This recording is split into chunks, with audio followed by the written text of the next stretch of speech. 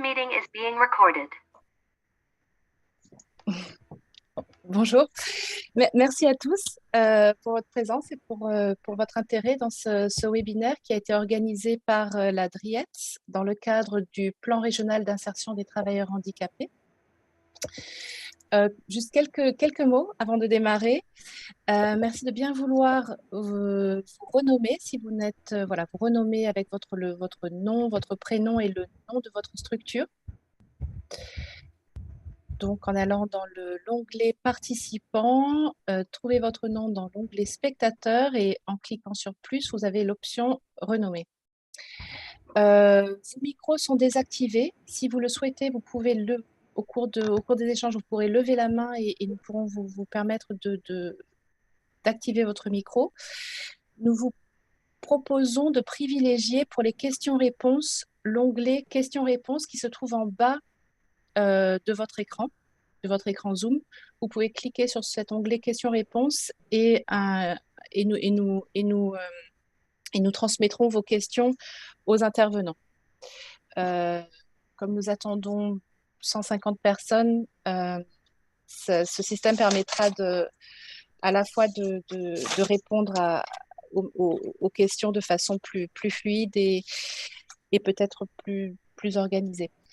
Je vais laisser la parole tout de suite à Martine Yokessa de la DRIETS qui va introduire ce webinaire. Bonjour à tous, à toutes et à tous. Déjà, je vous remercie chaleureusement d'avoir répondu très massivement en fait, à ce webinaire. Je voulais aussi, en préambule, si elle est présente aussi, remercier Grace Boglo. Je crois que c'est le premier CFA que j'ai rencontré quand je suis arrivée à la DRIETS et qui m'a d'emblée, elle était aussi référente handicap, mais elle m'a d'emblée parlé d'une problématique handicap que j'avais notée et je m'étais dit que j'allais organiser par la suite en fait un webinaire. Et je tenais aussi à remercier beaucoup l'un de nos intervenants qui est François Demaillard du Cap Emploi, qui m'a aussi glissé l'idée effectivement à plusieurs reprises de l'organisation de ce séminaire. Donc voilà, donc j'ai rendu à César ce qui était à César. Et je voulais aussi donc remercier les personnes qui avaient répondu en préambule au petit questionnaire que j'avais envoyé pour identifier les contacts. Le nombre d'inscrits prouve qu'il y a réellement un vrai besoin. Donc, pour introduire concrètement en fait ce webinaire, je voulais juste rappeler que les grandes idées qui en sont sorties étaient effectivement le repérage des acteurs de l'accompagnement du handicap et effectivement mieux se repérer parmi le maquis des aides et dispositifs dans le domaine du handicap. À présent, je vais passer la parole. Alors, je voulais juste préciser pour les personnes, alors la plupart des personnes des CFA me connaissent, mais je voulais juste préciser qu'en plus d'être chargée de développement de l'emploi des territoires, c'est l'animation territoriale, je suis aussi référente handicap, référente des CFA, référente apprentissage, et c'est la raison pour laquelle, effectivement, j'ai organisé ce temps. Je vais maintenant laisser la parole, en fait, aux différents intervenants pour qu'ils puissent se présenter avant le démarrage de webinaire. Donc, je vais laisser la parole à Germain Georges. Bonjour à toutes et tous. Effectivement, je suis Germain Georges, je suis chargé de mission à la direction territoriale de Pôle emploi Paris et je viens de reprendre le chantier du handicap. François. Alors, je suis François Demaillard, je suis chargé de projet sur l'alternance sur le Cap Emploi de Paris. Donc, je collabore avec de nombreux CFA sur l'alternance. Bonjour à toutes et à tous, je suis Mariam Maman, chargée de projet prévention santé et handicap à la mission locale de Paris. Bonjour à toutes et à tous, Mbalo Sek, chargé d'études et de développement à la délégation régionale Île-de-France de l'AGFI. Bonjour à tous, Aude Meynin, je suis psychologue et référente handicap au sein du groupe IGS, qui est un groupement d'enseignement supérieur et du coup qui regroupe un certain nombre d'écoles et de CFA. Et j'ai intégré mon poste en 2017.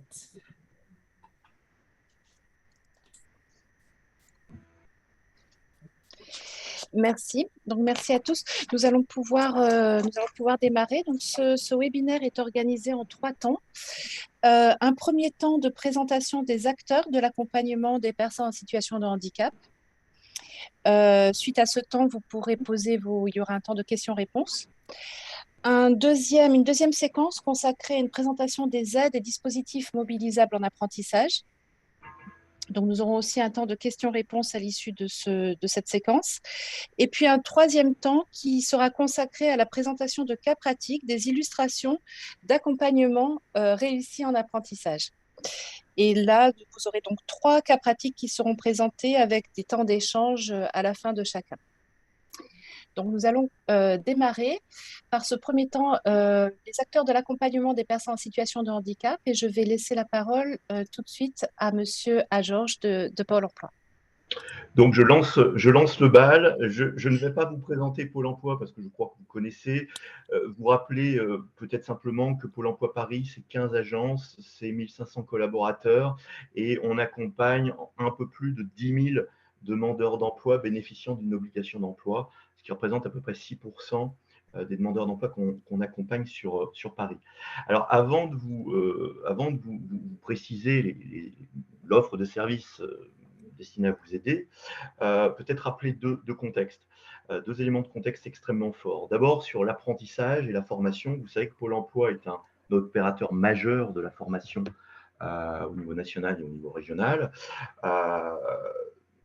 Notre enjeu, ou l'un de nos enjeux en ce moment, c'est d'élever et d'adapter le niveau de qualification des demandeurs d'emploi aux besoins des entreprises. Et en particulier, depuis la loi du 5 septembre 2018, donc pour la liberté de choisir son avenir professionnel, on est particulièrement engagé dans le champ de l'alternance. Et notre objectif, c'est de promouvoir tous les dispositifs de l'alternance. Donc, on a mis en place un certain nombre d'actions de sensibilisation, des actions de promotion externe, sensibilisation des conseillers et des demandeurs d'emploi. Et aujourd'hui, dans chaque agence, à l'heure où on parle, il y a des actions de recrutement et de constitution de promos d'alternance qui se déroulent. Donc ça, c'est un premier point qui fait que on a des intérêts communs.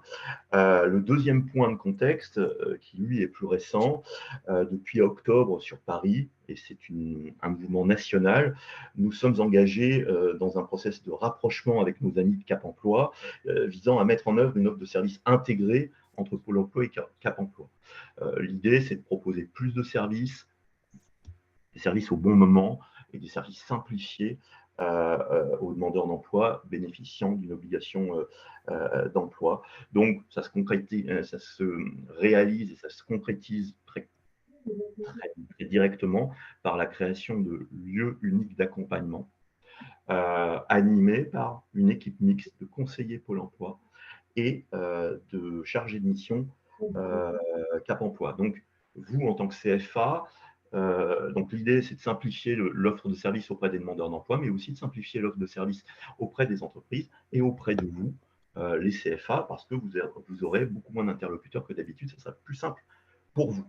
On a d'autant plus des intérêts communs, des intérêts à poursuivre ensemble, qu'on constate que seuls 3% des demandeurs d'emploi reconnus travailleurs handicapés accèdent à la formation sur Paris, alors que, je vous l'ai dit, représentent 6% des demandeurs d'emploi. Donc, on a un gros travail à faire. Donc, voilà, intérêt commun, développement d'une offre de service que je vais vous présenter dans la slide suivante. Ah ben. Ah bah oui, non, c'est pas dans la slide suivante, c'est dans cette slide-là. Je suis déçu, je pensais en avoir 2. Donc effectivement, pour l'instant, on peut vous aider via 5 leviers d'action. Et l'offre de service que je vous présente là, elle va évoluer et s'enrichir dans les semaines qui vont venir. Donc, le premier levier d'action, vous le connaissez, hein, c'est le site pôle emploi.fr, c'est le site emploi le plus fréquenté en France. Pour vous donner une idée, il y a 34 millions de visites par mois et qui permet aux entreprises et aux CFA d'enregistrer des offres et en particulier, évidemment, des offres en alternance. C'est son but. Donc, déposer une offre sur pôle emploi.fr, c'est assurer à cette offre une visibilité très importante et puis ces offres que vous déposez, elles ne tombent pas dans un trou noir, elles sont prises en charge par des conseillers qui vous rappelle. Donc, il y a un accompagnement une fois que vous avez déposé votre offre d'emploi. Ça, c'est le premier volet. Deuxième volet, depuis maintenant 1 an et demi, 2 ans, on a développé une application plus spécifiquement liée à l'alternance qui s'appelle la Bonne Alternance, qui est gratuite, évidemment, qui est accessible via l'Emploi Store et qui, en fait, est un outil extrêmement simple, extrêmement puissant, qui vous facilite la saisie des offres en alternance. Mais l'intérêt, c'est que ça facilite considérablement la recherche de ces offres par les candidats. C'est un outil vraiment simple, vraiment intuitif, qui n'oblige pas à peut-être se perdre parfois dans des méandres de Pôle emploi.fr. C'est vraiment un outil immédiat et qui marche remarquablement. Donc, lorsqu'il y a une offre d'alternance, lorsqu'il y a une demande d'alternance, le premier volet, c'est de la faire connaître et vous avez 2 outils privilégiés pour ça. Alors, c'est une chose, mais comme je vous le disais tout à l'heure, à travers l'instigation et l'instauration et l'installation de ces lieux uniques d'accompagnement, on propose une offre des services spécifiques pour les entreprises recrutant sur le volet du handicap et pour les demandeurs d'emploi reconnus travailleurs handicapés. Alors, cette première offre de service, elle est destinée aux candidats. Et pour résumer à très gros traits, cette offre de service, elle consiste à préparer à l'emploi et à la formation les demandeurs d'emploi que nous accompagnons. Donc, ça veut dire élaborer un projet professionnel, identifier les compétences transversales, organiser des remises à niveau sur un certain nombre de savoirs fondamentaux, donner des bases de maîtrise d'outils du numérique, et puis intégrer le handicap dans un parcours de formation. On le fait en équipe mixte avec nos amis de Cap Emploi. On s'appuie sur un accompagnement interne, mais aussi sur des prestations externes qui sont extrêmement riches. L'idée, c'est donc de préparer les candidats à entrer dans des parcours de formation, alors pour certains directement à l'emploi, mais majoritairement pour préparer à l'accès à la formation et en particulier l'alternance. Ça veut dire quoi concrètement pour vous? C'est que lorsque vous nous déposez une offre et lorsque vous avez besoin de constituer une promo, l'un des premiers leviers qu'on va actionner, c'est qu'on va aller voir dans les portefeuilles des conseillers qui accompagnent les demandeurs d'emploi pour vous proposer des candidatures. Donc, premier axe d'offre de service, préparer les candidats à l'emploi et à la formation. C'est absolument évidemment essentiel. Et puis, on a développé une offre de service dédiée aux entreprises et aux CFA. D'accord ? Donc, voilà, c'est informer, sensibiliser au recrutement et à l'intégration des personnes en situation de handicap. C'est prendre compte de vos besoins de recrutement et vous apporter les services les plus adaptés. En clair, je ne vais pas lister les différentes composantes de cette offre de service, mais en fait, ce qu'il faut que vous reteniez, c'est que ça se traduit par une puissance de sourcing extrêmement forte. Et je l'illustrerai tout à l'heure par l'exemple que j'ai choisi de vous raconter. Donc, cette offre de service qui vous est destinée se traduit par une capacité d'identification de candidatures, de qualification de ces candidatures, et tout ça de manière extrêmement rapide. Et puis, je termine par effectivement une offre complémentaire de formation. Vous connaissez peut-être les dispositifs de préparation à l'emploi pour les demandeurs d'emploi, ce qu'on appelle les PEI. On en reparlera si vous le souhaitez tout à l'heure. Mais c'est un dispositif de formation qui peut très bien se combiner en amont d'un parcours d'alternance pour préparer à l'alternance et donner un socle de compétences de base au métier auquel vous formez avant d'engager un parcours plus long d'alternance. Donc ça, on pourra en reparler ensemble tout à l'heure. Voilà, j'ai presque tenu mes 5 minutes. Merci beaucoup. Alors, moi, ce que je vous propose, c'est de poursuivre. Il a déjà quelques questions, mais de poursuivre sur la lancée pour la présentation par Cap Emploi et puis la mission locale pour que vous ayez cette vision d'ensemble des acteurs de l'accompagnement et ensuite on procédera au temps d'échange. Donc, continuez à envoyer vos questions, nous les prenons. Oui. Excusez-moi, je voulais juste préciser aux personnes qui posent des questions de les poser essentiellement dans la partie questions-réponses et pas dans la partie discussion. Oui, alors, oui, alors dans la partie discussion, nous risquons de ne pas trouver vos questions parce qu'il y a trop d'échanges. L'onglet discussion se trouve en bas de votre écran Q et R. Vous cliquez et vous pouvez partager toutes vos questions dans cet onglet-là. Nous les recueillerons de façon plus facile. Merci. Donc, je vais laisser la parole à François de Maillard de Cap Emploi. Très bien. Donc voilà, donc moi je suis chargé de mission sur l'alternance, spécifiquement sur le Cap Emploi 75. Vous avez des Cap Emploi sur chaque département. Et sur chaque département, vous avez des chargés de mission sur l'alternance. Comme Germain l'a présenté, nous travaillons vraiment en coopération avec le Pôle emploi et donc nous accompagnons effectivement à la fois les personnes, à la fois les CFA, à la fois les entreprises et nous pouvons être amenés à aussi apporter des conseils spécifiques auprès de collègues du Pôle emploi sur la question du handicap parce que c'est un domaine qui parfois peut demander des connaissances un petit peu poussées. Donc nous, c'est notre rôle, notre travail, c'est d'être des spécialistes de l'insertion professionnelle des travailleurs handicapés et du maintien dans l'emploi.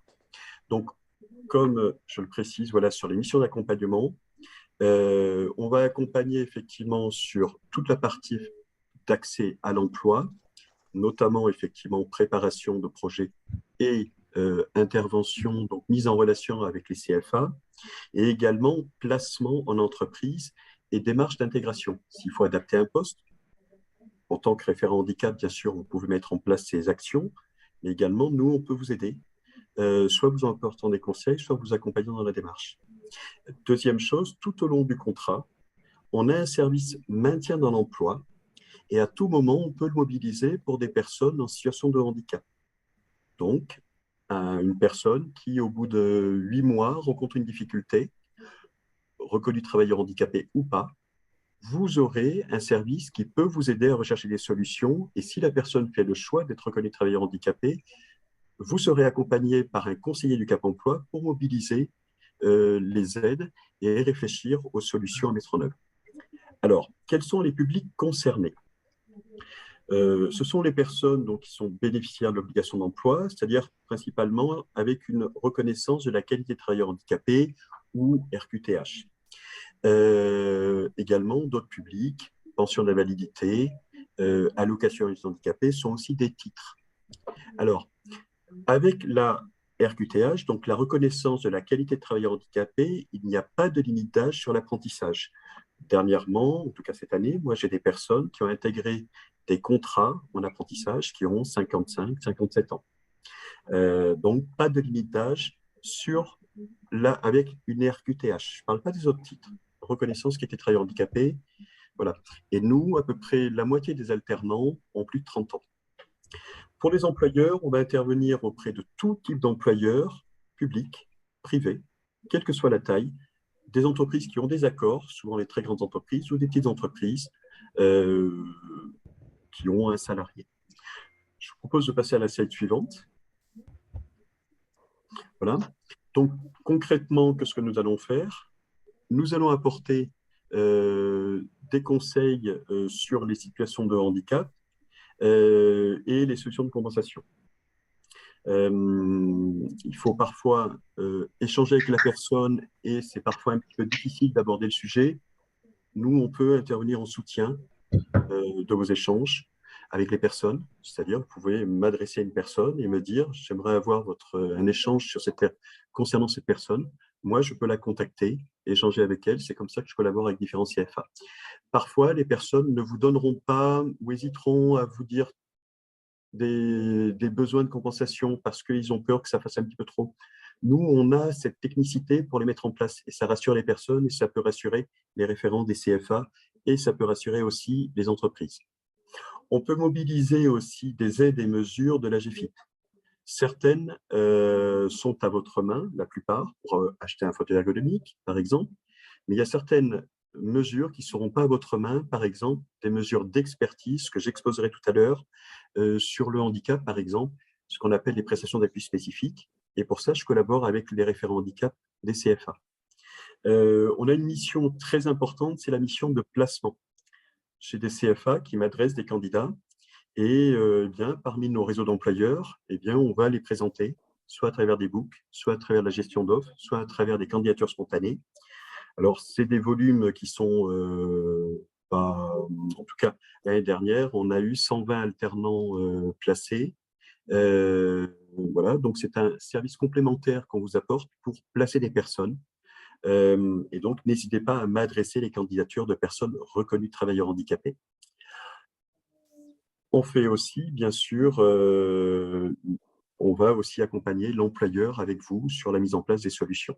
Et le maintien dans l'emploi, je l'ai évoqué tout à l'heure plus en détail, on vous accompagne tout au long du contrat, vous comme l'employeur, dans la recherche de solutions. Voilà pour ma part. Merci, merci beaucoup. Soit, il y a une question dans les questions-réponses, quelqu'un demande, est-ce que pour Cap Emploi, est-ce que les services sont accessibles aux alternants qui ne sont pas encore reconnus RQTH? Demande en cours d'examen, par exemple. Est-ce que tu peux répondre directement? Alors, pour les personnes qui sont en maintien dans l'emploi, oui. Le fait d'avoir déposé une demande permettra d'ailleurs, et ça, la GFIP le précisera très bien, de bénéficier des aides, mais aussi du service maintien du Cap Emploi. Deuxièmement, par rapport au placement en entreprise, là, on peut en discuter au cas par cas, parce qu'on peut être aussi amené au cas par cas à faire accélérer les demandes auprès de la MDPH. Ça, c'est un des services qu'on peut avoir, mais par rapport à des demandes spécifiques. Et par contre, les aides de la GFIP qui peuvent intéresser les entreprises sont aussi mobilisables. Donc, on me sollicite sur ces éléments-là. J'étudie la situation avec vous et je vois comment je peux vous apporter une réponse ou accompagner la personne. Donc, oui, une personne qui est en attente de réponse, on peut me solliciter. Et on peut solliciter le Cap Emploi. Alors, excusez-moi, je voulais juste, j'ai vu aussi encore une question qui n'est pas dans les questions-réponses. Veuillez réserver des questions qui sont seulement liées au handicap et pas de façon générale en CFA. Ce n'est pas le lieu. J'ai vu qu'il y avait une question sur les redoublants. Ce n'est pas forcément le lieu, ça. C'est des questions qu'on peut me poser à part. Mais en fait, on va réserver les questions qui sont liées en fait au handicap en l'occurrence. Merci. Merci. Donc, merci. J'espère que la réponse, vous avez satisfait votre demande, Madame Dauvent. Donc, nous pouvons laisser la parole à Mariam Maman de la mission locale de Paris pour présenter son offre de service. Tout à fait. Merci beaucoup. Est-ce que vous pouvez... Voilà. Donc, je vais vous présenter plus globalement la mission locale, puisque nous sommes en fait une association ayant une délégation de service public. Nous accompagnons les jeunes exclusivement âgés entre 16 et 25 ans et sommes des partenaires de Cap Emploi et de Pôle emploi. Donc, nous avons 18 conseillers en insertion socio-professionnelle avec lesquels vous devez être en relation lorsque vos jeunes sont inscrits à la mission locale. Nous avons 6 sites d'accueil et d'accompagnement sur le territoire parisien vers lesquels ils peuvent donc du coup s'orienter et s'adresser pour s'y inscrire ou rencontrer leurs conseillers référents. Leurs conseillers référents qui sont d'ailleurs vos interlocuteurs privilégiés. Nous accompagnons 20 000 jeunes par an. Nous avons signé en 2021 900 contrats en alternance. Donc pour préciser, nous avons à la mission locale des développeurs de l'apprentissage dont la mission est dédiée à l'organisation d'ateliers de sensibilisation, de mise en place d'actions de recrutement avec des entreprises et qui font à l'occasion, bien sûr, le lien avec Cap Emploi. C'est notamment le cas d'une collègue qui travaille en étroite collaboration en ce moment avec François. Donc, pour terminer sur cette slide, nous avons donc une direction générale et 2 sous-directions. Donc, une direction de l'activité relative aux missions d'accompagnement sur les sites et d'orientation vers les dispositifs d'insertion de droit commun et une direction de l'inclusion des compétences et de l'emploi dans laquelle je suis et qui s'occupe de proposer l'offre de services concernant l'accompagnement global et la levée des freins. Donc, merci. Donc, cette nouvelle slide vous présente nos missions. Donc, développer l'insertion sociale et professionnelle donc, des jeunes Parisiens de 16 à 25 ans, comme je le précisais tout à l'heure, visant à favoriser l'accès à l'autonomie par l'emploi et par la formation, Donc, pour ce faire, nous accueillons, nous orientons, nous accompagnons. Donc, c'est un accompagnement vraiment global et qui permet justement de lever également tous les freins périphériques en proposant des différentes actions, notamment quelquefois des ateliers d'accès au droit. Mais en tout cas, les conseillers de la mission locale sont des conseillers pluridisciplinaires pouvant répondre justement aux besoins des jeunes. Concernant donc le handicap, ils sont donc vos interlocuteurs privilégiés, comme je le disais tout à l'heure. Et pour ce faire, ils sont aussi donc en capacité de pouvoir instruire, ou en tout cas orienter vers les prestations d'appui spécifiques de la GFIP qui seront présentées plus tard par notre collègue. Donc, pour préciser l'accompagnement global, c'est un travail sur l'orientation, la formation, donc travail sur le projet professionnel, donc en orientant les personnes vers les dispositifs tels que les PE, pour leur permettre ensuite de valider un projet, leur permettant ensuite de faire une formation préqualifiante, qualifiante ou une formation dans le cadre d'un contrat d'apprentissage. Pour l'alternance, justement, je vous présentais tout à l'heure le fait que nous avons donc des développeurs alternance qui sont là aussi pour soutenir les orientations des collègues et qui travaillent justement à cette mise en lien, à l'organisation aussi des jeunes, au repérage aussi des jeunes pour mieux aussi les orienter vers vos organismes. Et comme nous proposons donc un accompagnement global et qu'il faut lever quelquefois des freins, nous avons également la possibilité d'aider financièrement les jeunes, de les soutenir au niveau donc de la santé, de la mobilité, mais également de l'hébergement.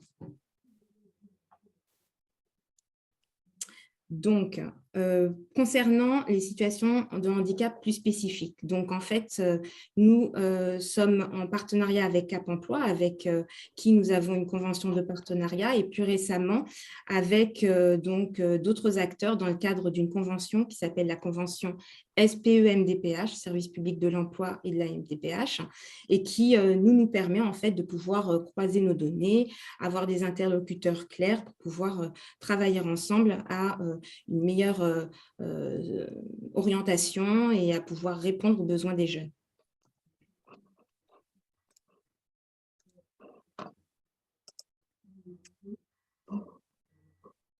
Merci. Et pour ce faire, donc cela nous permettra d'avoir la possibilité d'échanger entre nous pour faire une évaluation, mieux diagnostiquer, réaliser les demandes nécessaires. Et c'est la raison pour laquelle notre partenaire principal, Cap Emploi, qui vient de se rapprocher de Pôle emploi, était notre interlocuteur privilégié, notamment pour répondre aux besoins des jeunes qui étaient en situation de handicap avec une orientation en milieu ordinaire. Pour préciser par rapport à une question qui avait été posée précédemment et pour compléter, nous participons avec Cap Emploi et d'autres acteurs à ce qu'on appelle les équipes pluridisciplinaires insertion jeune, les EPIJ, où nous pouvons apporter des préconisations lorsque des demandes justement de reconnaissance RQTH sont demandées pour les jeunes. Et cela permet justement de permettre d'apporter des éléments supplémentaires pour pouvoir mener à bien ces orientations soit vers le milieu protégé, soit vers le milieu ordinaire pour les jeunes, et en tout cas pour ceux qui sont donc en CFA, donc vers le milieu ordinaire, mais pour qu'ils puissent bénéficier donc d'une RQTH dans les meilleurs délais. Donc, cette slide vous indique donc du coup ce que je disais précédemment, que nous avons signé cette convention très récemment, donc en décembre 2021, et que les modalités opérationnelles et les articulations y sont mentionnées et nous permettront du coup de mieux accompagner les jeunes qui sont en situation de handicap. Nous sommes donc du coup sur 6 sites qui regroupent plusieurs arrondissements. Donc là, sur cette slide-là, vous avez les différentes adresses où vous pouvez nous contacter. Je reste à votre disposition pour tout renseignement complémentaire. Merci beaucoup. Donc, les coordonnées de chaque intervenant sont dans ce support de présentation qui vous sera envoyé à l'issue du webinaire. Merci à chacun pour ces présentations qui répondaient à une demande des référents handicap. nous avons quelques questions. Donc, une première question à laquelle un début de réponse a été apporté en ligne. Est-ce que l'accompagnement se poursuit une fois que le demandeur d'emploi RQTH est en alternance? Donc ça, c'était une question qui avait été posée en début de présentation. Peut-être que vos présentations, finalement, ont déjà répondu. Est-ce qu'un des intervenants ou vous souhaitez apporter des compléments? Alors, Germain a répondu. Je ne sais pas s'il Oui. entend, mais il a répondu directement en fait à la question en disant que oui. Il a répondu directement dans le… Oui, Germain Georges de Pôle emploi avait répondu directement oui. Est-ce que vous souhaitiez ajouter quelque chose ou ou est-ce que les autres intervenants souhaitent compléter? Je peux juste confirmer que c'est également le cas pour la mission locale. Il n'y a pas de fin d'accompagnement. Tant que le jeune a besoin d'être suivi et accompagné, il sera reçu par son conseiller référent. Et à travers cette réponse, non, je te laisse intervenir, François. Oui, pour Cap Emploi, hein, comme je l'ai précisé tout à l'heure, tout au long du contrat, on est présent pour vous accompagner en soutien et aussi pour l'entreprise. Voilà. Merci.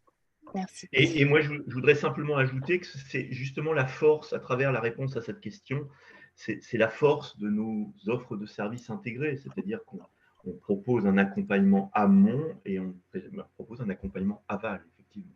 Et ça, c'est grâce à nos rapprochements et à l'intégration qu'on essaye de poursuivre en ce moment. Merci. Alors, une autre question d'un CFA qui se situe dans le 75, mais dont beaucoup d'alternants viennent de toute l'Île-de-France. Doivent-ils prendre contact avec Cap Emploi 75 ou celui du lieu de résidence du jeune? Ou de l'alternant, disons. La mise en place en tout cas, on va parler de référents concernant la personne. Ça sera principalement le référent local de la personne. Donc, c'est-à-dire une personne résidant en 78. Alors, premièrement, ça peut être très bien. On verra qui est le référent qui accompagne la personne. Est-ce qu'il est en lien privilégié avec une personne de la mission locale ou avec un conseiller du Pôle emploi ou avec le Cap emploi? Donc, on va voir qui est le référent qui l'accompagne mieux, puisque tous les trois services peuvent accompagner et mobiliser les mêmes mesures. Si c'est une demande un peu particulière que l'intervenant n'a pas forcément la technicité pour mettre en place la solution, vous pouvez vous rapprocher du Cap emploi du 78, mais également, vous pouvez aussi vous rapprocher en termes de conseils de moi, puisque je suis votre interlocuteur aussi pour le Cap 75. Donc voilà, je vais distinguer la partie accompagnement de la personne et la partie conseil. Donc, accompagnement de la personne, c'est le département de résidence. La partie conseil, vous avez le libre choix. Le conseiller du département de résidence ou sur Paris, moi en l'occurrence. D'accord. Et on discutera au cas par cas, parce que chaque fois, les situations parfois sont un peu plus complexes, et on discutera au cas par cas des situations.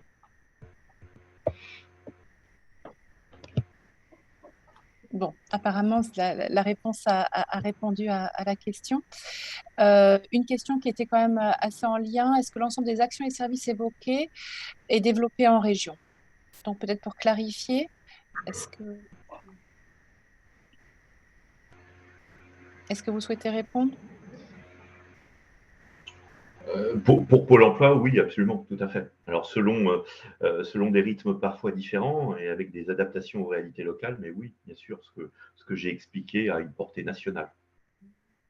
Pour Cap emploi est présent sur tous les départements. Dans le cadre, effectivement, de la collaboration avec Pôle emploi, on est sur un déploiement qui est en cours de mise en œuvre. Donc, on est plus ou moins avancé, mais l'offre est similaire sur l'ensemble des départements. Et pour la mission locale, vous avez présenté aussi toutes les structures, la couverture territoriale. Mariam, maman, vous souhaitez ajouter un mot? Non, je pense que c'est complet. Très bien. Alors, nous allons une dernière question concernant la prise de contact avec la MDPH. Alors, la première difficulté étant de prendre contact avec la MDPH, comment faire pour résoudre ce problème pour les jeunes? Est-ce que vous avez besoin que la personne qui a posé cette question précise ou est-ce que vous souhaitez répondre?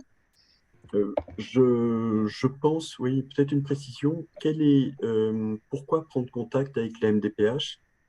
Quelle est la demande à travers ça? C'est ça la D'accord. précision que je souhaiterais avoir. Alors, peut-être que vous pouvez prendre la parole, Madame Lepesque?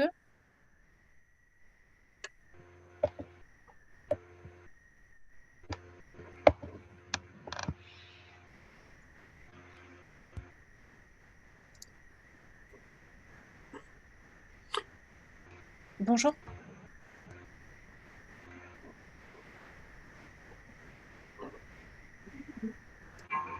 Est-ce que vous souhaitez... Alors, si vous ne souhaitez pas, vous avez apporté une précision, bénéficier de la reconnaissance RQTH. Voilà, c'est pour la D'accord. démarche RQTH. La demande de RQTH se fait à travers un dossier et il n'est pas nécessaire de rentrer en contact avec la MDPH. La personne va elle-même déposer son dossier à la MDPH ou le transmettre de façon dématérialisée. La MDPH remettra à ce moment-là un récépissé de dépôt de demande à la personne, qui d'ailleurs pourra permettre de mobiliser certaines aides dont la GFIP va évoquer, mais contacter la MDPH, à part situation très très spécifique, n'aura pas forcément un impact sur le dossier particulier. Donc il s'agit de déposer la demande. Je réponds de façon générale, je ne connais pas la situation en particulier. Il s'agit que la personne dépose sa demande et après, le dossier suivra son cours. Merci. Les délais de réponse habituellement sur Paris sont autour de 6 mois pour avoir une reconnaissance, parfois un peu plus long, parfois un peu plus court. Sur d'autres départements, ça je le précise, ça peut être parfois beaucoup plus long, parfois beaucoup plus court. Donc je vous parle de Paris. Voilà. Très bien. Merci beaucoup pour votre réponse.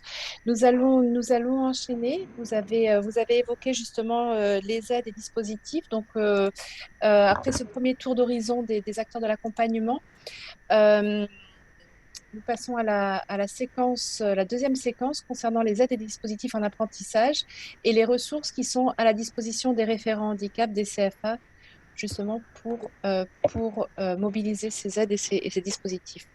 Donc, Martine Yokessa, je vous laisse introduire le sujet. Oui, alors j'en profite aussi pour rappeler en fait aux participants que le support leur sera envoyé, parce qu'il y a une personne qui a demandé, enfin, en disant que l'information était passée un petit peu vite, et donc j'ai rappelé effectivement que le support sera envoyé à l'issue du webinaire.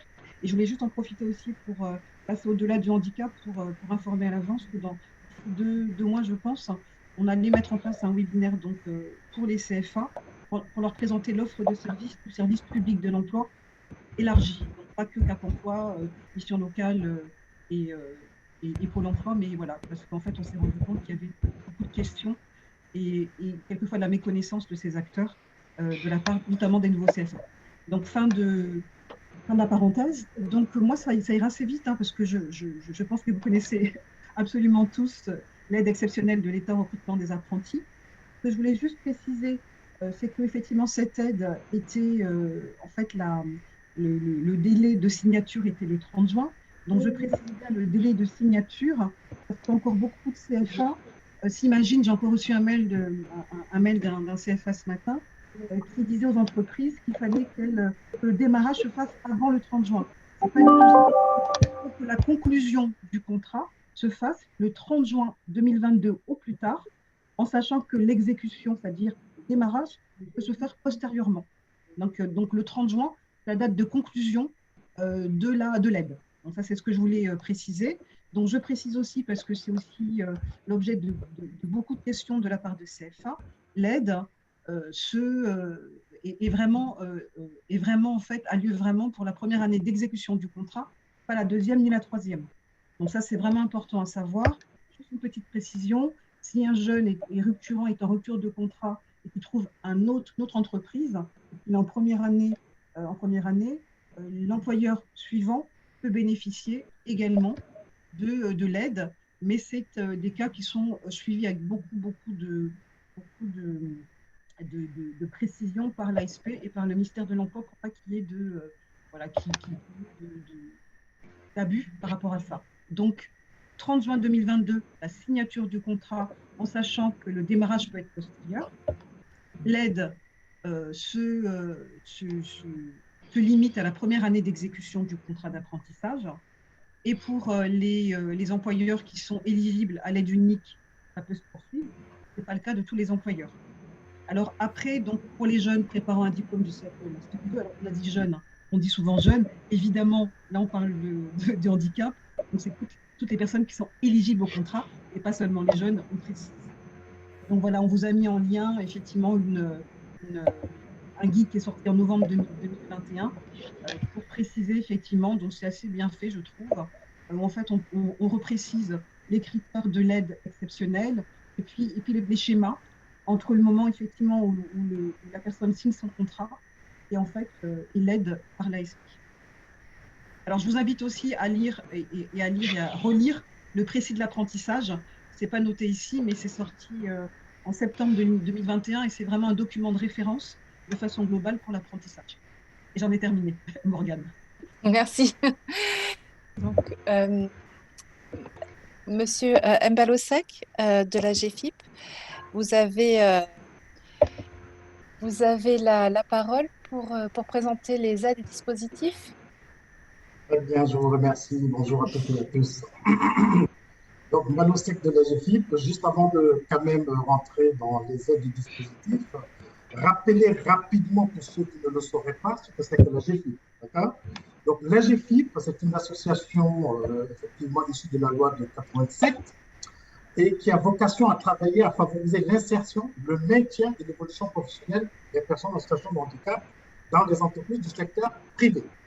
Alors, la GFIP fonctionne en mode effectivement gouvernance paritaire avec un certain nombre de collèges, fonctionne également par délégation du service public et est sous tutelle particulièrement du ministère du Travail. Voilà. Je voulais juste rappeler cela parce qu'effectivement, pour ceux qui n'auraient pas le contexte, en tout cas la connaissance substantielle de ce que c'est que la GFIP, il était bon peut-être de le rappeler. Alors, en ce qui concerne les aides et les dispositifs mis à disposition dans le cadre, en tout cas, de l'alternance et en particulier de l'apprentissage, la GFIP, effectivement, propose l'aide au coût contrat majoré, qui est une aide, effectivement, pour encourager les employeurs, effectivement, à recruter les apprentis. Et cette aide, aujourd'hui, a été prorogée de façon exceptionnelle au 28 février 2022. Initialement, c'était au 31 décembre 2021. Alors, cette aide, effectivement, est modulée en fonction de la temporalité du temps d'apprentissage et les montants proposés vont de 1 000 € à 4 000 € à ce jour.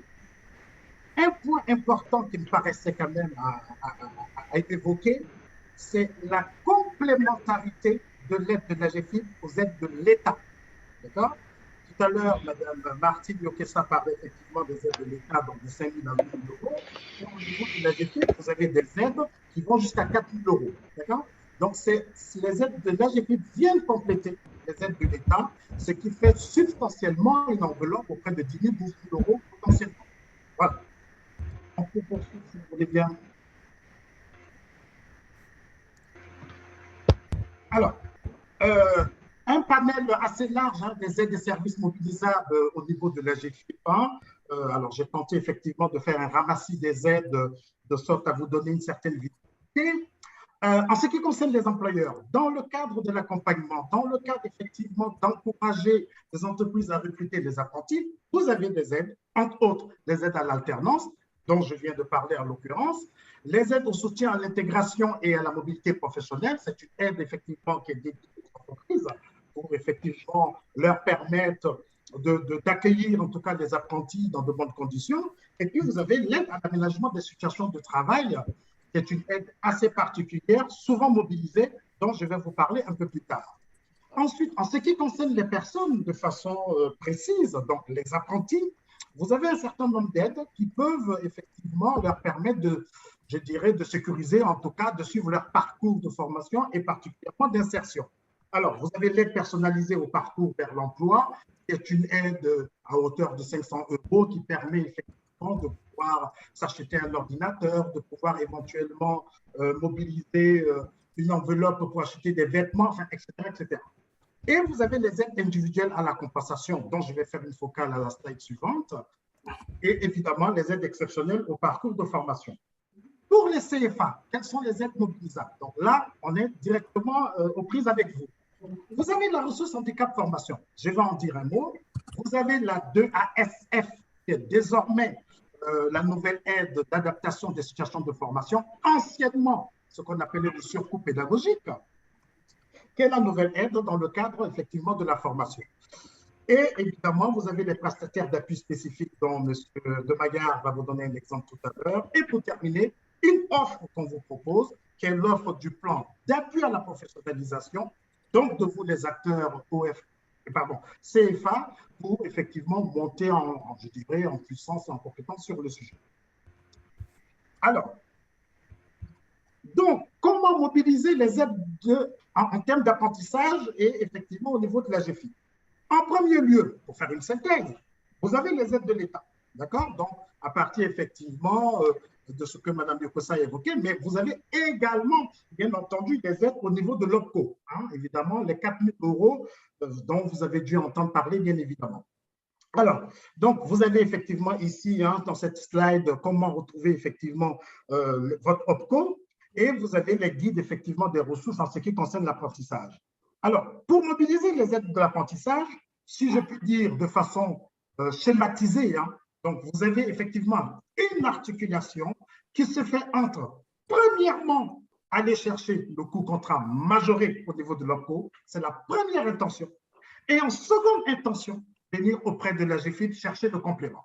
Si d'aventure, les 4 000 € ne couvrent pas les besoins. D'accord?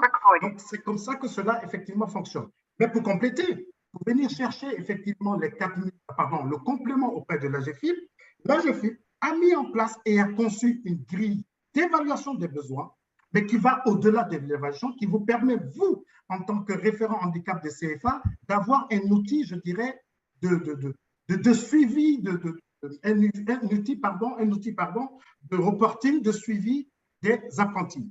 Alors, cette grille d'évaluation, effectivement, des besoins est sur le site de l'IFIP. Sans doute que certains d'entre vous, certains l'ont déjà vu. Et au besoin, on peut éventuellement vous accompagner à effectivement vous approprier cette grille. Alors, j'en ai parlé, hein, les aides individuelles à la compensation. Particulièrement, je vais aller vite là-dessus, vous avez les aides techniques qui sont plafonnées aujourd'hui à 5 000 €. Les aides au déplacement, donc aide au transport, éventuellement aménagement de véhicules, est plafonné aujourd'hui à 11 400 €. Nous avons, alors, initialement, c'était à 5 000 €. Nous l'avons effectivement relevé pour effectivement s'harmoniser avec le FBHFP, hein, au niveau de la fonction publique.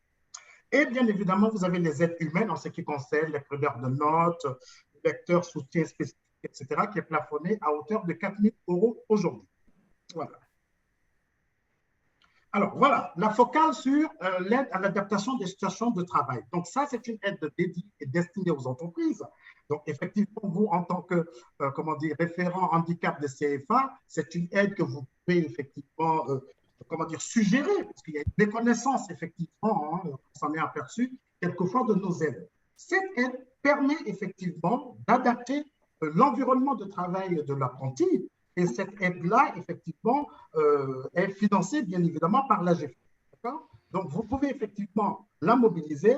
C'est une aide qui a pour objectif vraiment de permettre de créer une bonne articulation, une adéquation facile de la personne et de son environnement de travail. Et donc, est concerné tout employeur, bien évidemment, avec une forte participation financière, bien évidemment, de la GFIP sur le sujet.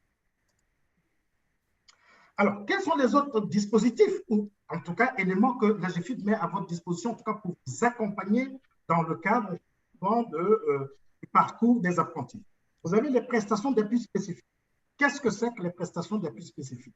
Pour ceux qui ne le sauraient pas, ce sont des experts du handicap sélectionnés après appel d'offres par la GFIP, financés par la GFIP et mis à disposition pour vous.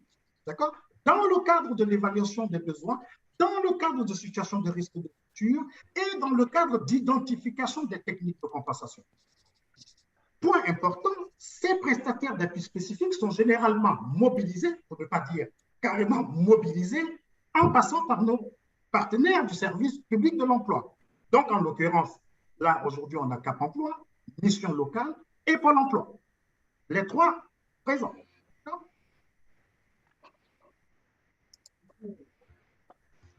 Autre dispositif, c'est la ressource handicap formation. Ah, ça c'est intéressant, je vais en dire un mot. Qu'est-ce que c'est que la ressource handicap formation? C'est un nouveau dispositif, donc peut-être encore un peu méconnu. La ressource handicap formation, c'est un dispositif créé par la l'AGEFIP en 2019 qui a vocation à venir en appui aux organismes de formation au CFA en cas de besoin. Je m'explique. La ressource handicap formation n'est pas une aide au sens d'aide financière comme je l'ai évoqué dans le slide précédent. La ressource handicap formation est vraiment un appui à être un articulateur, je dirais un fédérateur de l'écosystème, donc d'ailleurs ce que j'ai marqué dans la slide, entre le CFA, la personne, les prescripteurs, donc Cap Emploi, Pôle emploi, mission locale, et l'entreprise dans le cadre de l'alternance. La ressource handicap formation travaille effectivement à identifier, si je veux dire, pour ceux, encore une fois, qui auraient une méconnaissance des acteurs, à identifier les bons acteurs, les bonnes ressources, et derrière, éventuellement, effectivement, conseiller sur les aides potentielles. Les aides peuvent être effectivement mobilisées, mais vous pouvez particulièrement vous faire accompagner par nos camarades ici présents du secteur, du service public de l'emploi, Cap Emploi, Mission locale et Pôle emploi. Voilà, donc la ressource handicap formation, il faut voir ce dispositif comme vraiment un outil pour vous appuyer si vous avez une méconnaissance, vous souhaitez une orientation. Voilà, si vous souhaitez une orientation, pour vous effectivement identifier les bonnes ressources afin de sécuriser le parcours de formation des personnes. En cas de situation difficile, effectivement, où vous n'auriez pas de solution, on trouve collectivement la solution en mettant tous les acteurs de l'écosystème dans effectivement le parcours. Donc, Cap Emploi éventuellement, AGEFIP, la RHF, vous, CFA en tant que référent handicap, et éventuellement le tuteur en entreprise, ce que nous avons déjà eu l'occasion de faire dans le cadre d'une situation de rupture. C'est ça, la RHF.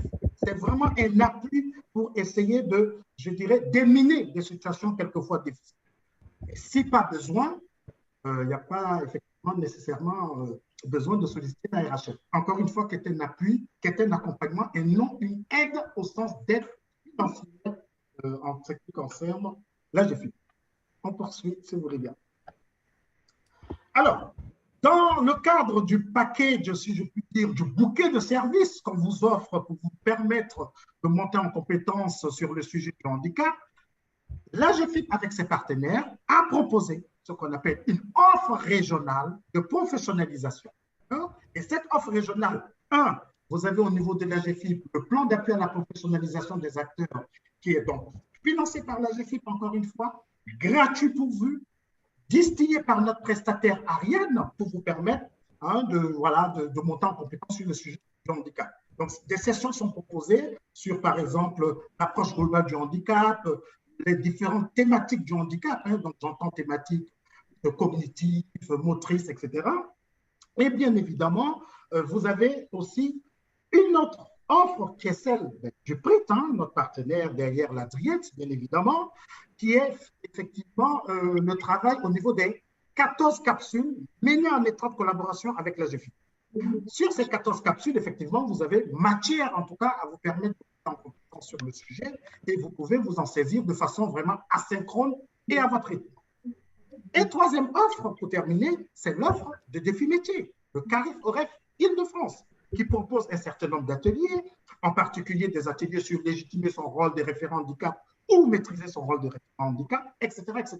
Donc, pour ne pas être dispersés, si je puis dire, nous avons réuni nos différentes offres en une seule, ce qu'on a dénommé l'offre régionale en termes d'appui à la professionnalisation des acteurs et en particulier là des CFA.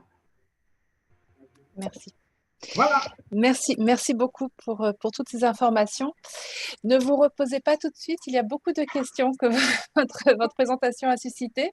Oula. Alors, déjà, il y avait une première question concernant l'articulation des différentes aides, mais là, je crois que vous avez répondu. C'était une question qui avait été posée avant votre présentation. Je pense que votre présentation a été claire sur ces articulations entre les différentes sources d'aide. En ce qui concerne l'aide à l'embauche au contrat d'apprentissage, une fois versée à l'entreprise, peut-elle faire l'objet d'un rattrapage dans le cas d'une rupture de contrat? Alors, Dans le cas d'une... Non, Donc c'est pour là, moi. ça c'est pour Martigny, ok ça? Oui. Allez-y. C'est l'aide exceptionnelle à l'apprentissage. Voilà, c'est pour moi, Mbalo. Après, tout le reste sera pour vous. En fait, c'est une question à laquelle j'ai répondu, mais peut-être pas assez précisément. Donc, je disais qu'en fait, l'aide est mise en place pour la première année d'exécution du contrat. Si le contrat s'arrête en cours de route et que le jeune trouve ou la personne trouve un autre employeur, donc en fait, par rapport à des rattrapages, en fait, c'est comme en fait c'est une aide tous les mois. Donc, si le contrat s'arrête, l'aide s'arrêtera aussi. Donc, il n'y a pas de rattrapage de fait. Si par exemple le contrat s'arrête, là on est combien? Là on est le 17 février, l'employeur aura l'aide jusqu'à la fin du mois de février, mais pas à partir du mois de mars. Donc il n'y a pas de rattrapage possible, puisqu'en fait, dès lors qu'en fait l'employeur indique effectivement que le contrat est terminé, l'aide s'arrête. Après, si le jeune trouve un autre employeur et qu'il est toujours en première année, comme tout à l'heure je le disais, l'employeur peut bénéficier d'une aide, puisque c'est la première année d'exécution du contrat, au prorata de la durée où le jeune restera en fait chez l'employeur, en sachant que ce sont des cas qui sont très attentivement examinés par la DGFP. J'espère avoir répondu à votre question. Et pour la question où trouver le précis de l'apprentissage, je l'ai mis dans les échanges, j'ai mis le lien où vous pouvez télécharger directement. Merci. On pourra peut-être l'ajouter aux supports qui seront envoyés dans le mail après le webinaire, si vous le souhaitez. Alors, une question qui concerne l'aide humaine. Pour les aides à la personne, qui doit la solliciter? Est-ce que c'est le CFA ou l'apprenti? Alors, je vais répondre en disant deux choses. L'aide humaine, effectivement, est destinée à la personne. Donc, théoriquement, je pèse bien mon mot, hein, théoriquement, c'est à la personne de faire la demande. D'accord?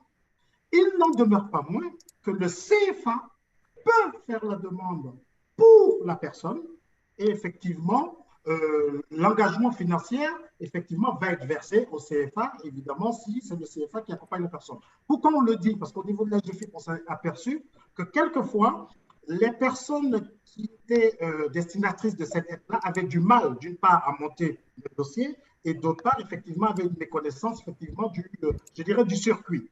Donc, le CFA, encore une fois, peut faire la demande pour le bénéficiaire et ensuite, effectivement, au niveau financier, il y a tout simplement une rétrocession à faire au niveau du CFA plutôt qu'à la personne.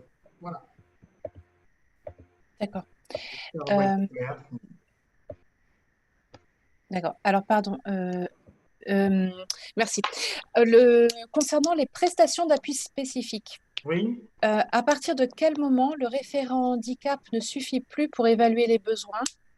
Y a-t-il des critères particuliers ou peut-on solliciter cette aide sans critères spécifiques? Alors, premièrement, j'ai envie de dire, en tant que référent handicap, et c'est peu de le dire, comment dire, je vais tourner ma langue cette fois-là. Vous n'êtes pas expert du handicap, d'accord? Donc, en tant que référent handicap du CFA, vous n'êtes pas expert du handicap. Je vais même encore plus loin. Moi, en travaillant à la GFIP, je ne suis pas expert du handicap non plus. C'est pourquoi nous avons mis à disposition des CFA les experts du handicap, que sont les prestataires d'appui spécifiques. Donc, dans le cadre de l'évaluation des besoins, si effectivement vous sentez que vous êtes, un tout petit peu court dans l'évaluation des besoins, si vous sentez que vous avez besoin de confirmer certaines choses que vous avez perçues ou pas, si vous sentez que vous avez besoin d'accompagnement, vous faites appel au prestataire d'appui spécifique. Et vous le déclenchez, encore une fois, en passant par, évidemment, nos partenaires du service public de l'emploi, que sont Pôle emploi, Cap emploi, mission locale. Je ne sais pas si j'ai été clair. Merci. Une question concernant les délais d'attente pour la mise en place de l'aide humaine. Alors, Oui. est-ce qu'elle peut se faire rapidement ou y a-t-il de longs délais d'attente? Donc, je ne sais pas quelle est la notion, vraiment comment on mesure voilà, ce qui est considéré comme… Alors, je vais y répondre quand même. Délai d'attente de l'aide humaine, ça dépend de quelle aide humaine. D'accord? J'ai envie de dire, ça dépend de quelle aide humaine.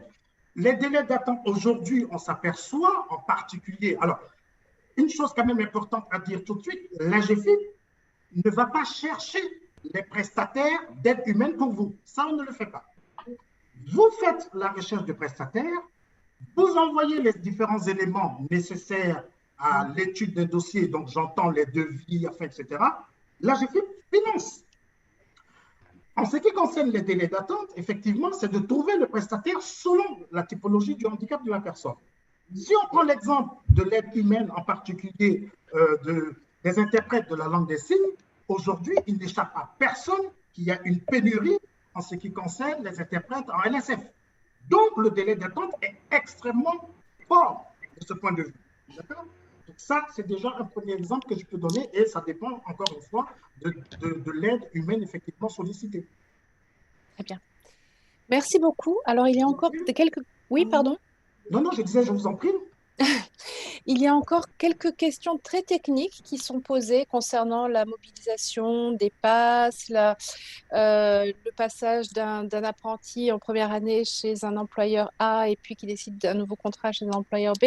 Peut-être que nous pourrons aborder ces questions justement dans les cas pratiques que vous allez présenter dans cette troisième séquence.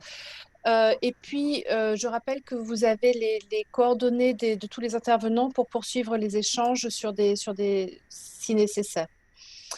Alors, le premier cas pratique est présenté par Monsieur Ajorge de la GFIP, de Pôle emploi. Peut-être la GFIP un jour. Je vais vous laisser présenter l'exemple que vous avez sélectionné. Alors, plus qu'un cas pratique, en réalité, je voudrais vous présenter une belle histoire qui est emblématique, en fait. Je vous disais tout à l'heure que toutes les agences aujourd'hui, Pôle emploi et tous les lieux uniques d'accueil développaient des actions de promotion de l'apprentissage et notamment, il y a une action emblématique qu'on a menée qui s'est finalisée il n'y a pas très longtemps, que je voudrais vous raconter parce que vraiment, elle illustre tout ce qu'on vient de dire. Donc, l'histoire, en fait, c'est qu'un grand groupe spécialisé dans les services à la personne a contacté une agence Pôle emploi, en l'occurrence celle de Saint-Pétersbourg à Paris, dans le 8e, et son objectif était de recruter 15 alternants sur des postes d'aide cuisinier et d'aide soignante. Donc, cette entreprise nous a contactés avec les 2 CFA concernés par la formation sur les métiers qui sont visés. C'est le cas général, en fait. Souvent, nous sommes contactés par un couple employeur plus CFA. Donc, 2 CFA étaient en l'occurrence concernés.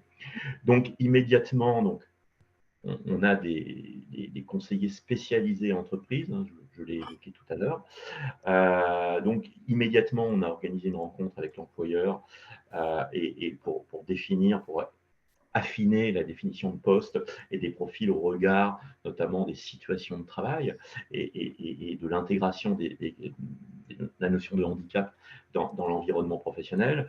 Et cet entretien qui s'est déroulé, je crois, 3 jours après la prise de contact initiale, a été mené conjointement par Pôle emploi et un chargé de mission Cap emploi. Une fois cette étape réalisée, relativement courte, on a lancé des actions de sourcing encore une fois, conjointement, Pôle emploi et Cap emploi, et on s'y est pris de 2 manières différentes. Tout à l'heure, je vous ai expliqué que Cap et Pôle emploi accompagnaient les demandeurs d'emploi, donc on est allé chercher dans ces fameux portefeuilles de suivi pour identifier des candidats qui étaient prêts à suivre une formation et qui étaient intéressés par les métiers. Et puis, on a complété cette approche très qualitative d'un outil dont on dispose qui permet de faire des campagnes d'information ciblées vers les candidats. Et tout ça nous a permis de générer 57 candidatures. Précision, le lancement de cette action de sourcing et le recueil des candidatures a dû prendre l'équivalent d'un mois et demi. D'accord ? On s'est livré ensuite à une nouvelle étape de présélection et de présentation des candidatures à l'employeur. Encore une fois, conjointement, Pôle emploi, Cap emploi, et notamment chez Pôle emploi, y ont participé des conseillers de cellules uniques d'accueil, mais aussi nos psychologues du travail. On a présenté les candidatures, on a accompagné le process de sélection par, par les RH de l'entreprise et aussi par les managers.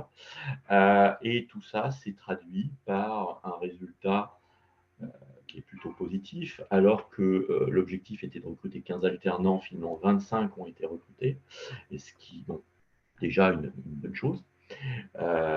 Et puis surtout, ce qui est intéressant, c'est les caractéristiques de ces alternants, puisque 72% avaient un niveau de formation infra-bac.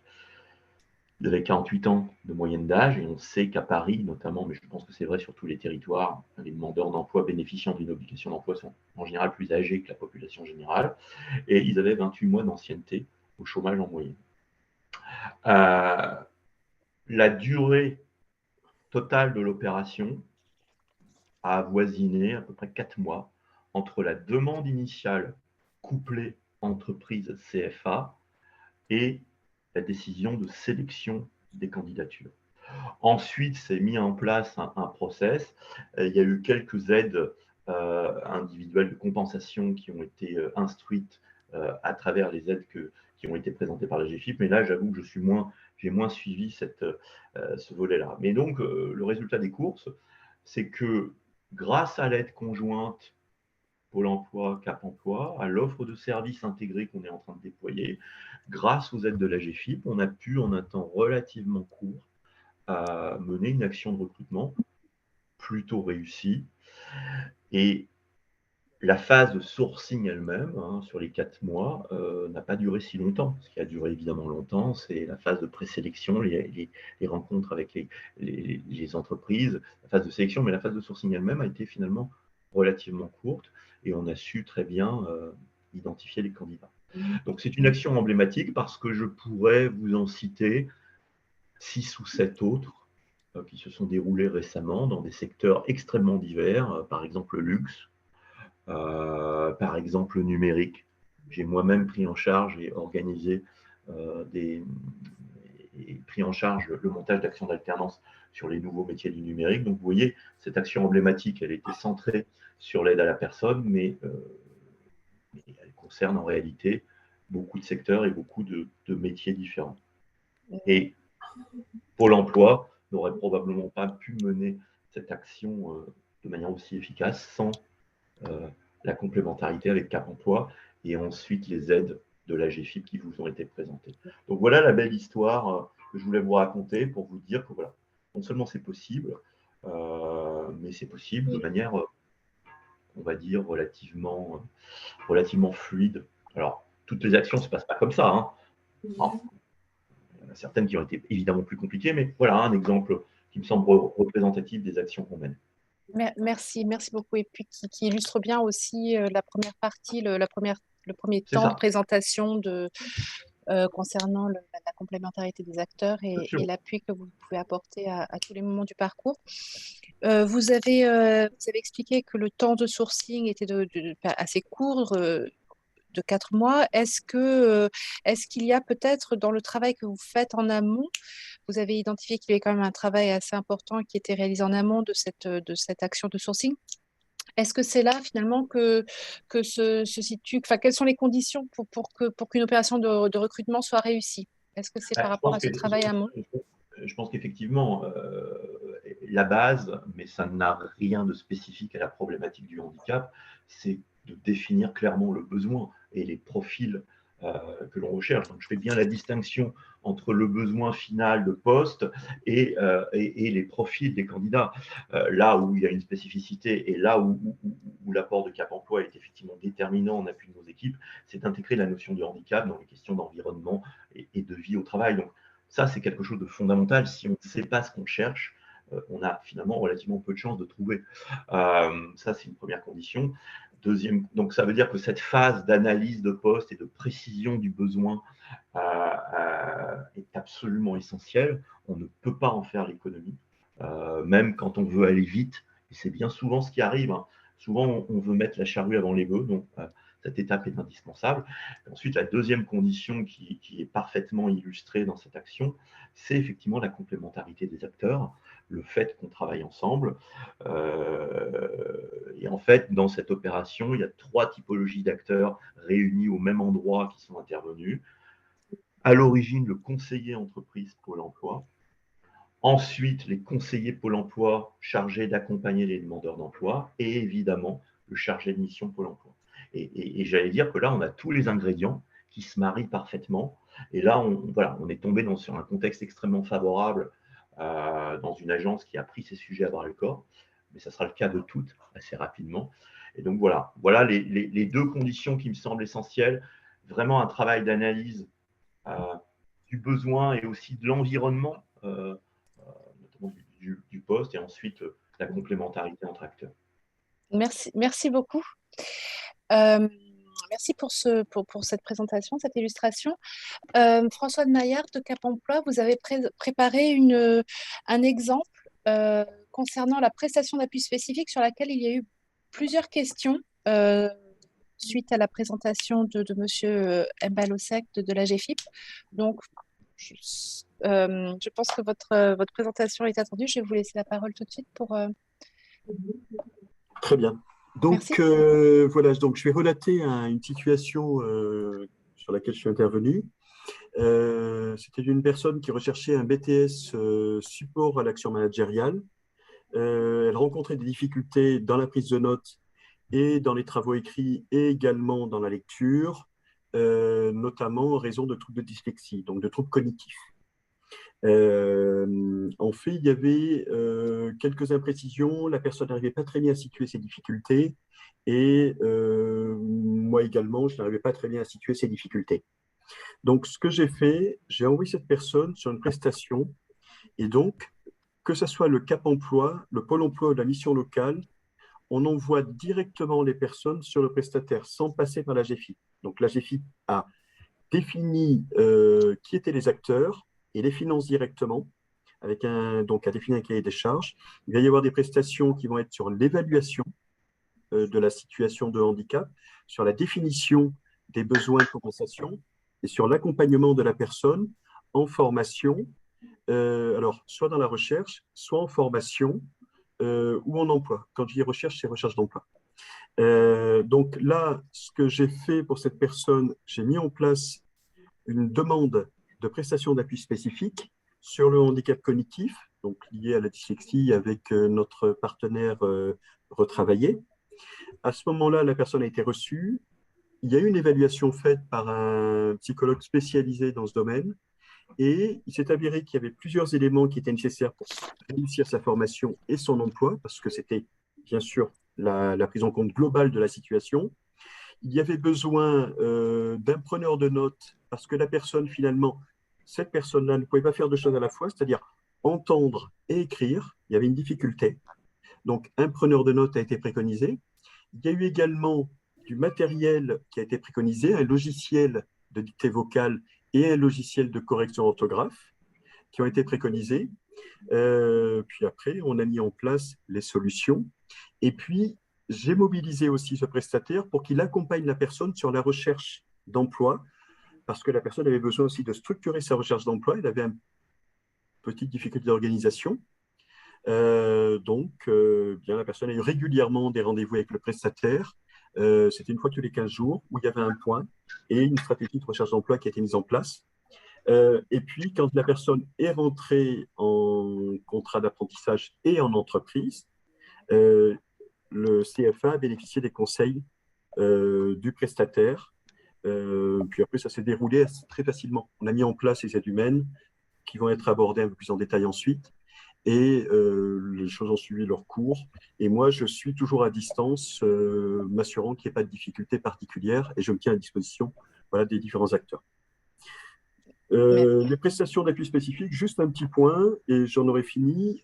Par exemple, j'ai accompagné, on a co-accompagné une personne qui a 22 ans, qui est sourde, sur un BTS en logistique. Et là, la mission locale a mis en œuvre la prestation d'appui spécifique pour à la fois l'évaluation et la traduction. Et j'ai accompagné, en tout cas, j'ai participé aussi à l'intégration de personnes où, effectivement, le conseiller Pôle emploi avait mis en place aussi des prestations d'appui spécifiques. Là, je pense à un jeune qui a des troubles du spectre autistique et les prestations avaient été mises en place par le conseiller Pôle emploi. C'est-à-dire que tous les 3 acteurs qui vous ont été présentés peuvent mettre en place ces prestations. Merci, merci beaucoup. Alors là, il y a 2 questions qui ont trait, suite à votre intervention, qui ont trait au délai de mise en place des prestations d'appui spécifiques. Sur cet exemple particulier, est-ce que vous pouvez répondre? Alors, la question, je ne sais pas si elle est plus précise ou si c'est une question générale sur le délai. Alors, moi, par exemple, quand je vais demander une prestation d'appui spécifique sur un trouble cognitif, par exemple, je vais établir une fiche. Alors, je vais échanger avec la personne, je vais échanger avec les différents protagonistes, par exemple, le référent handicap du CFA ou l'entreprise, selon la nécessité. Je vais remplir une fiche que je vais envoyer au prestataire. Alors, si le prestataire ne me répond pas, parce que parfois les gens sont un peu débordés, je vais demander à la personne de me relancer s'il n'a pas été contacté dans les 3-4 jours. Et à ce moment-là, je vais relancer le prestataire pour qu'il reçoive la personne. Normalement, c'est très rapide. Merci. La première Merci. prise de contact. Voilà. Merci beaucoup. Et l'accompagnement peut durer jusqu'à 1 an par le prestataire. Bon, je pense que vous avez répondu à ces questions concernant les délais. Madame Aude Ménin, vous travaillez pour le CFA groupe IGS et vous avez été invitée à participer à ce webinaire justement pour présenter un cas pratique et puis répondre peut-être de pair à pair à des questions qui pourraient être posées par d'autres référents handicap. Donc, je vous laisse la parole. Merci. Oui, j'ai été sollicitée effectivement par François Demaillard pour pouvoir illustrer un certain nombre de propos qui ont été évoqués tout au long de ce webinaire par un exemple pratique. Alors, je vais, le temps filant, je vais être assez rapide sur la présentation de mon environnement de travail. Donc, j'interviens comme référente handicap et psychologue au sein d'un groupement d'enseignement supérieur, le groupe IGS, qui propose un certain nombre de parcours qualifiants sur 8 filières de formation, du bac au bac plus 5. Et cette mission handicap a été créée en 2008. L'objectif étant de sécuriser les parcours de formation des apprenants qui présentent des besoins spécifiques. Petite précision, on a vraiment fait le choix d'ouvrir nos services aux apprenants qui n'ont pas forcément aussi de reconnaissance administrative. Donc, on peut aussi être amené à être sollicité justement pour ces démarches de reconnaissance, mais nos services sont ouverts de façon très large à tout étudiant dont la situation de santé ou les troubles peuvent impacter à un moment le parcours de formation.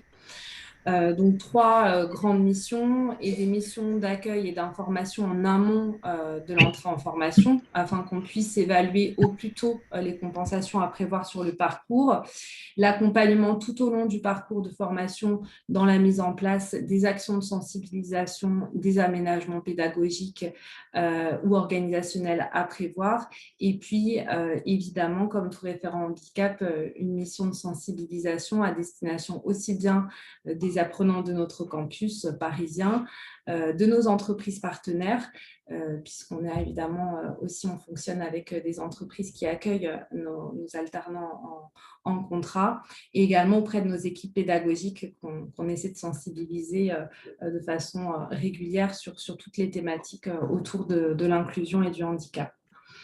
En termes de volumétrie, donc, je vous ai donné les chiffres à fin janvier sur cette année scolaire et on est autour de 200-250 apprenants aux besoins spécifiques. Donc, pas tous, encore une fois, reconnus en situation de handicap. Au niveau du pourcentage, on a à peu près 51% des apprenants que nous accompagnons qui ont une reconnaissance administrative, un titre d'éligibilité, et 44% qui n'en ont pas, et 5% qui sont en cours de reconnaissance. En termes de typologie de handicap, je ne sais pas si d'autres CFA se retrouveront. Non, je suis toujours sur la première slide, merci.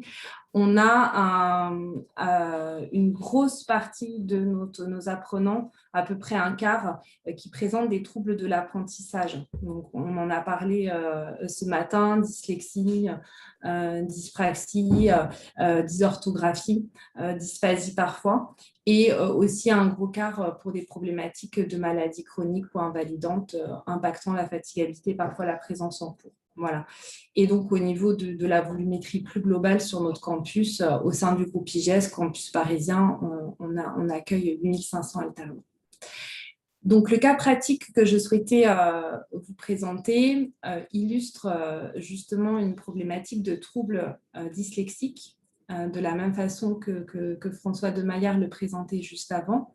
Alors là, c'est une situation d'une apprenante qui était en 2e année de BTS support à l'action managériale, donc un BTS plutôt administratif et tertiaire, et que nous accompagnons au niveau d'HandiJS depuis son année terminale en bac pro.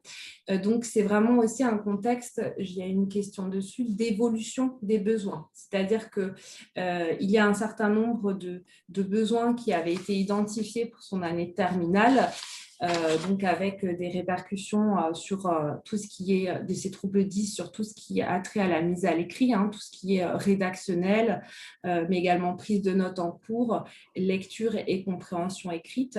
Donc, des aménagements qui avaient été mis en place pendant le bac qui concernaient surtout la mise en place d'un tiers-temps et la composition de ces épreuves sur PC, et un système pour la prise de notes qui avait été mis en place de partage de notes de cours par le collectif classe, qui fonctionnait en terminale et qui a connu ses limites en fait à l'entrée en BTS. Alors, il se trouve que c'est une apprenante que nous avions accompagnée en terminale dans la constitution d'un dossier auprès de la MDPH. Donc, elle était en BTS titulaire d'une reconnaissance administrative, ce qui nous a permis de bénéficier de l'appui de la GFIP. Je vais venir dans la constitution d'une demande d'aide humaine.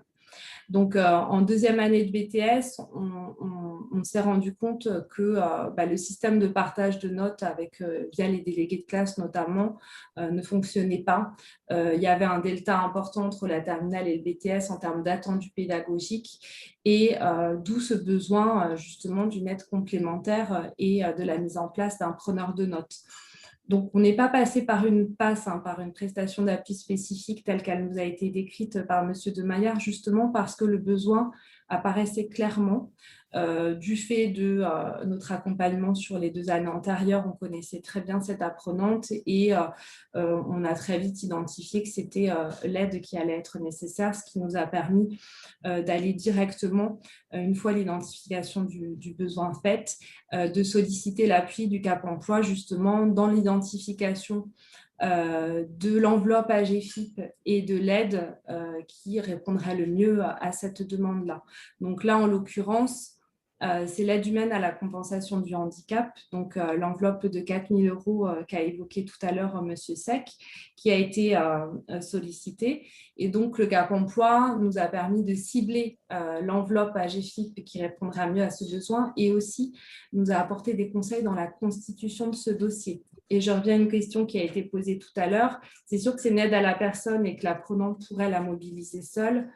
Mais là, moi, j'avais affaire à une jeune de 20 ans que j'avais déjà accompagnée sur une démarche de RQTH qui est quand même fastidieuse en termes de constitution administrative.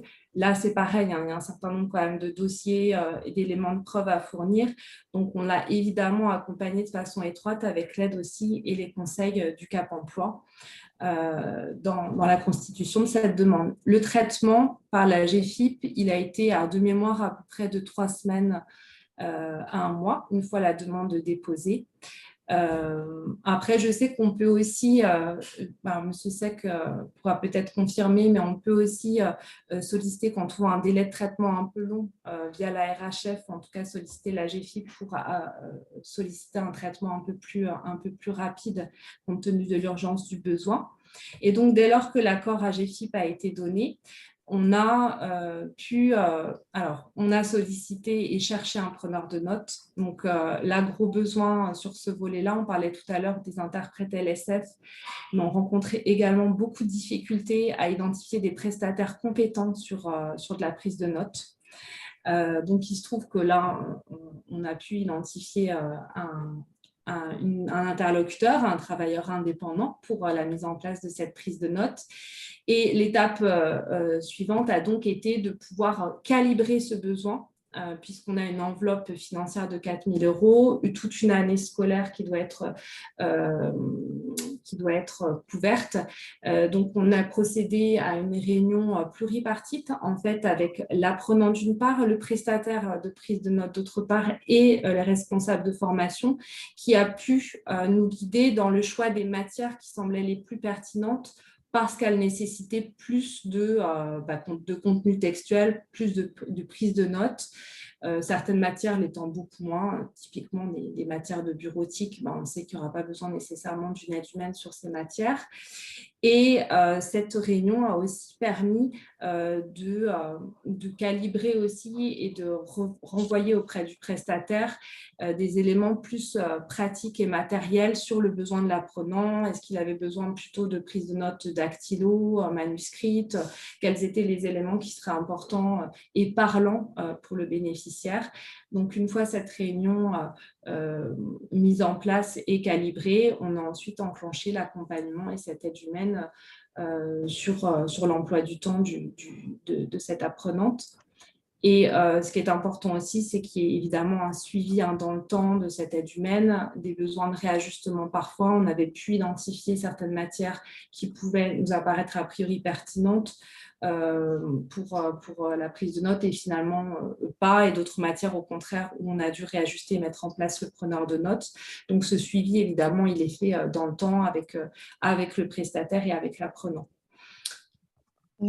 Voilà, et donc il peut être aussi, si le besoin n'est pas couvert avec les 4 000 €, je ne sais plus si M. Sec en a parlé, mais on peut aussi faire une demande de renouvellement d'aide financière, si je ne me trompe pas, M. Sec.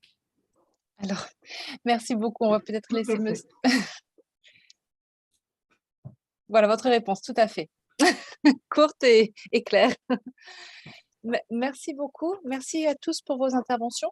Je crois que il y a encore quelques questions auxquelles nous n'avons peut-être pas répondu ou pas complètement, mais vous aurez en tout cas tous les supports qui seront disponibles. En fin de webinaire, les contacts des intervenants également. Est-ce que je vais arrêter le partage d'écran pour laisser le mot de la fin à Madame Yekessa? Oui, j'ai vu qu'il y avait quand même des questions, je pense, qui sont importantes, des remarques et questions qui sont arrivées à la fin, notamment la question de formation. Donc ça, c'est des réponses que vous trouverez dans les supports qui vont vous être envoyés, parce que le PRIT, c'est aussi son travail de mettre en place en fait des modules, etc. Et puis tout à l'heure, Monsieur Sec en parlait aussi par rapport à la GFIP. Donc pour tout ce qui est modules de formation et outils, ressources utiles, vous les trouverez normalement, ils vous seront envoyés, ils sont à la fin du support, je crois, où ils seront envoyés parallèlement. J'ai vu aussi des échanges par rapport à un réseau de référents handicap CFA. Ça, ce n'est pas à moi d'y répondre. Moi, je pense que c'est peut-être à vous de voir ensemble. Alors après, la question, c'est qui fera partie de ce réseau. Donc, la question que je me posais, Morgane, c'est s'il était possible, effectivement, mais à condition que les personnes présentes soient d'accord, de transmettre les contacts des référents handicap qui ont participé en fait à ce webinaire pour qu'elles puissent se constituer en réseau si elles le souhaitent, et puis voir avec François de Magnard éventuellement, et puis après avec les autres intervenants, voilà, qu'elles puissent faire mettre en place des actions spécifiques. Voilà. Eh bien, en fait, toutes ces idées et ces suggestions, vous pouvez peut-être nous les les intégrer. Nous avons un questionnaire de satisfaction très court qui va apparaître dans un onglet dès que nous aurons mis fin au webinaire. Et n'hésitez pas à insérer vos questions dans ce questionnaire et éventuellement à déclarer votre intérêt pour faire partie de cette base de contact partagée. Voilà, qui se fera entre vous et peut-être avec les intervenants spécifiques, parce que moi, je ne suis pas spécifique handicap. Et donc, voilà, donc merci. Donc, nous arrivons à la fin de ce webinaire. Et donc, je tiens à vous remercier pour votre présence. Et je tiens aussi à remercier particulièrement Morgane Lefaucheux, qui a beaucoup œuvré pour l'organisation, pas toujours très simple, de ce webinaire. Et puis, évidemment, le PRIT, qui a mandaté effectivement le cabinet Amnios pour nous aider à l'organisation. Donc, nous, on a eu l'idée, on a fait le recensement des questions, mais toute l'organisation, c'est vraiment le cabinet Amnios. Et je souhaitais effectivement, par la présente, vraiment, parce que voilà, vous avez bien travaillé, ça, voilà. Donc, du coup, merci beaucoup à vous, participants, beaucoup à vous, intervenants, beaucoup à vous, organisateurs. Et puis, nous vous laissons la parole sur, effectivement, le questionnaire de fin pour, notamment, effectivement, mettre vos suggestions et puis tous les commentaires que vous voudriez faire. Merci à tous, à toutes et à tous. Au revoir. Merci.